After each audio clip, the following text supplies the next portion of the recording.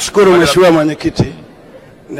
Ninatamani kumpigia kura mgombea na amejieleza vizuri, lakini ameeleza shule yake, ameeleza kazi alizozifanya.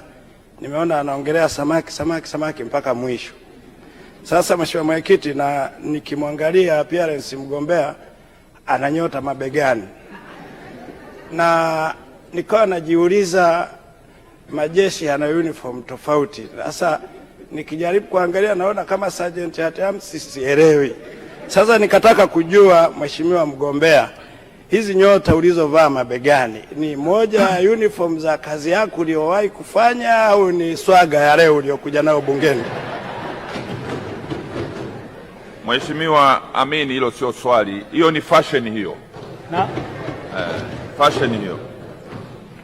Naomba pia naweza kumsaidia kumjibu mwenyekiti. Unataka kumjibu? Ndio. Ala. Haya, endelea. Ingawa sina kumbukumbu nzuri ilikuwa tarehe ngapi, lakini but still I remember. Wakati tunaelekea uchaguzi mkuu tuliitishwa kwa mheshimiwa msajili wa vyama. Tukapewa semina. Moja ya semina tuliyopewa ni protocol and leadership. Akawa bwana mmoja anaitwa Umari nani? Akasema kiongozi lazima uwe smart. Kwa hiyo sikuwadai rangi mheshimiwa Msukuma jirani yangu, tamu ya chai sukari, yaani mapambo tuna smartness.